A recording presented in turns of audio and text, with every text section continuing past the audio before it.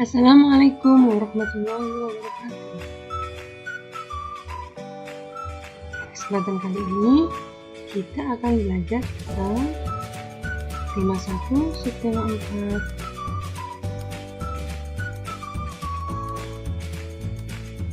Pertumbuhan dan perkembangan tumbuhan, pembelajaran 5 dan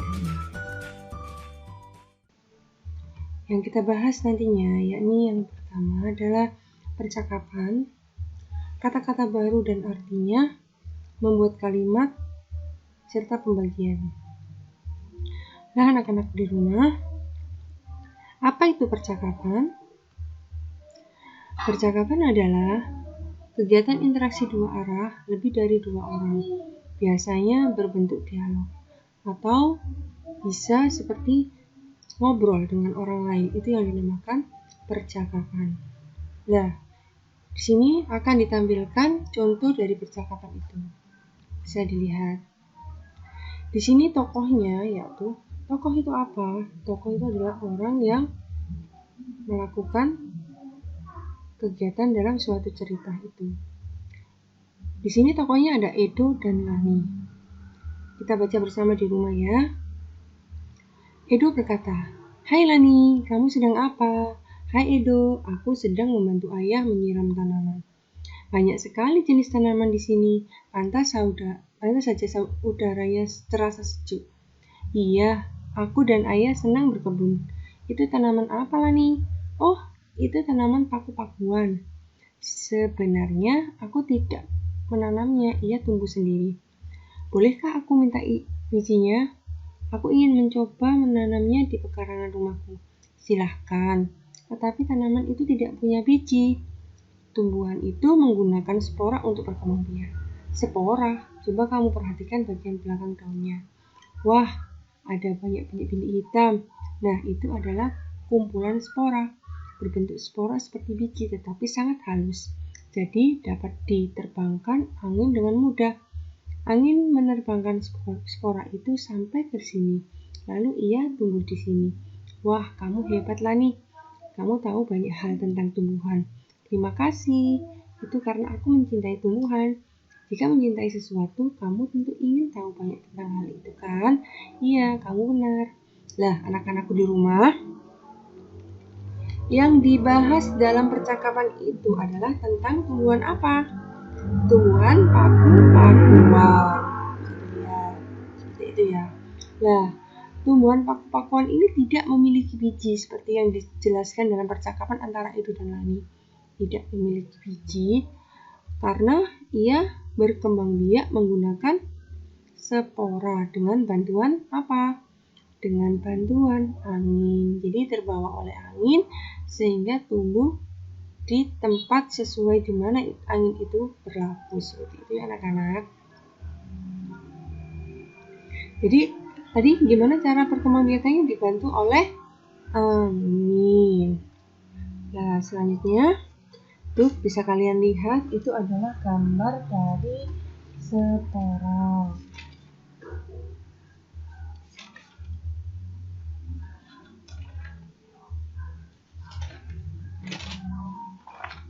Lanjut ya.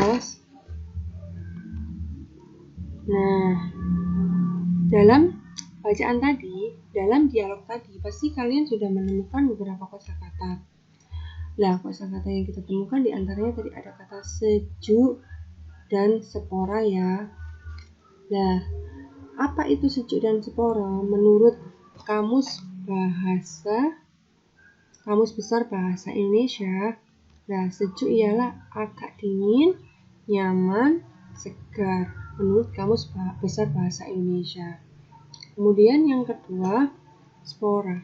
Itu spora, alat penyerbukan pada tumbuhan paku-pakuan. Nah, setelah kalian melihat apa itu spora, apa itu sejuk, coba kita membuat kalimat. Nah, contohnya ini kalimatnya. Sejuk. Udara di pegunungan terasa sejuk. Sudah paham? Kita membuat kalimat. Udara di pegunungan terasa sejuk. Selanjutnya, kata yang kedua yakni apa? Spora. Nah, yang bisa kita buat dari kalimat spora itu apa? Tumbuhan paku-pakuan berkembang biak dengan spora. Itu adalah contohnya. Nah, anak-anak di rumah bisa membuat contoh sendiri. Nah, itu kalian tulis di buku kalian di rumah ya. Contoh kalimat sejuk, contoh kalimat spora, sama pengertiannya tadi kalian tulis. Nah, selanjutnya setelah kalian mengetahui apa itu sejuk dan apa itu spora, kalian harus tahu bagaimana cara merawat tanaman. Nah, pasti kalian kalau punya tanaman di rumah, kalian harus rajin-rajin merawatnya ya, agar tumbuh subur. Apa yang harus kalian lakukan? Disiram secara teratur, kemudian diberi pupuk, dirapihkan secara berkala, dan lain-lain. Itu cara merawat tanaman. Jadi anak-anak jangan orang tua yang selalu merawat tanaman, kalian harus juga membantunya. Karena membantu itu adalah perbuatan yang sangat baik dan disenangi oleh banyak orang. Nah, setelah kita mengetahui bagaimana cara merawat tanaman, anak-anak, Bu Aziza ulangi lagi tentang pembagian. Beberapa kali pertemuan kan sudah ada video-video tentang pembagian. Sekarang kita ulangi lagi, yakni ada soal nomor 1, 364 dibagi 4. Bagaimana? Lihat. Nah, pertama, 3 dibagi 4. Berapa 3 dibagi 4? Tidak bisa. Maka kita ambil 36 dibagi 4. 36 dibagi 4 berapa? Iya, betul, 9. Setelah ketemu 9, kita taruh di atasnya ini anak-anak. Kemudian 9 dikali 4 berapa? Nah, 9-nya kita kalikan 4. 9 kali 4 sama dengan 36. Kemudian kita kurangi. 36 dikurangi 36 sama dengan 0. 4-nya. Nah, 0 dibagi 4 bisa apa enggak? Enggak bisa, Bu. Benar. 0 dibagi 4 tidak bisa. Akhirnya 4-nya turun. 4 yang di atas itu turun. Jadi 4 dibagi 4 sama dengan berapa? 1. Betul. Kemudian 1 dikali 4 sama dengan 4. Kemudian kita kurangi, hasilnya 0. Jadi berapa anak-anak? 364 dibagi 4. 91. Sudah paham? Selanjutnya kita bahas soal yang kedua. Coba. Sini ada soal nomor 2, 225 dibagi 5. Coba. Nah, 2 dibagi 5 bisa apa tidak? Tidak bisa. Langsung 22 dibagi 5. Berapa? Tidak bisa, Bu. Cari yang mendekati. Berapa yang mendekati 22? Ya, 4. Jadi kan 22 bagi 5 kan 4 sisa 2 ya. Kita ambil yang 4. Nah, kemudian 4 dikali 5 sama dengan 20. Kita kurangi. 22 dikurangi 20 sama dengan 2.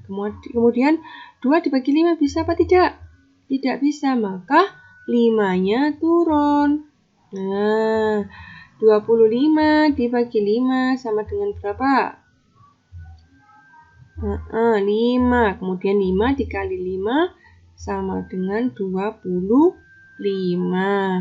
25 dikurangi 25 sama dengan 0. Nah, berapa hasilnya? 225 dibagi 5. Betul sekali, 45. Nah, itu tadi pembelajaran kelima, singkat saja ya. Kemudian kita ke pembelajaran 6. Apa yang kita bahas di pembelajaran 6 ini? Yang pertama adalah kegiatan mencangkok. Kedua, contoh kegiatan membantu orang tua. Yang ketiga, pembagian lagi. Supaya kalian lebih paham ya dengan pembagian. Nah, mencangkok. Apa itu mencangkok? Mencangkok merupakan perkembangbiakan buatan. Ingat-ingat ya, mencangkok merupakan perkembangbiakan buatan yang sengaja dibuat oleh manusia untuk memperoleh tanaman baru. Apa itu perkembangbiakan buatan? Perkembangbiakan buatan adalah perkembangbiakan tanaman dengan bantuan manusia. Caranya bagaimana? Siram setiap pagi dan sore selama 1-2 bulan. Setelah akar tumbuh, potong cabang dari induknya. Jadi kita potong. Nanti lebih jelasnya kalian bisa melihat video setelah ini. Saksikan ya, biar lebih paham bagaimana cara mencangkok. Silahkan melihat dulu.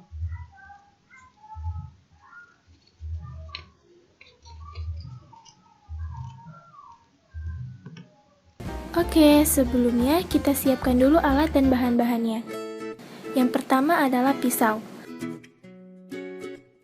Tali plastik yang tidak terlalu panjang, gunting, beberapa lembar plastik, dan yang terakhir, tanah yang tentu sudah dicampur air dan pupuk. Ada beberapa langkah yang harus kita lakukan untuk mencangkok pohon mangga.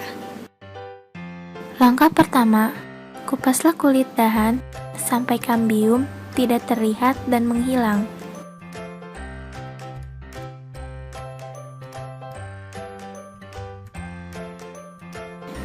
Kedua, tutupi setengah bagian dahan yang sudah dikupas dengan tanah yang sudah dicampuri air dan pupuk.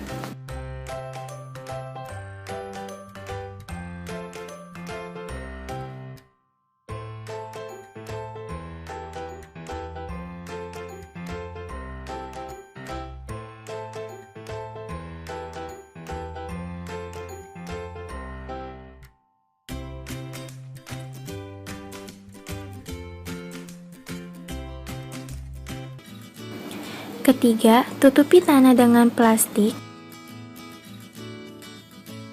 Lalu, ikat dengan tali plastik hingga kuat.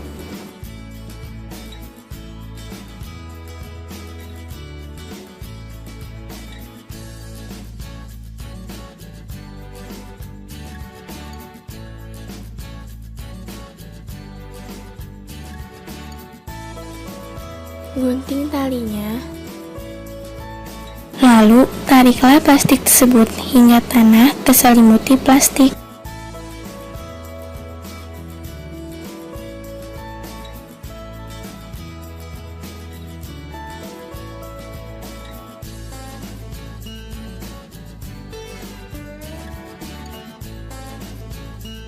Setelah itu, kita ikat ujungnya.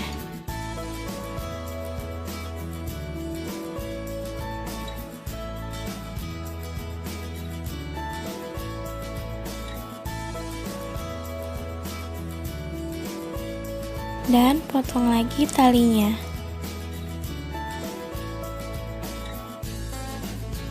Selanjutnya, lubangi plastik menggunakan gunting atau bisa juga menggunakan paku.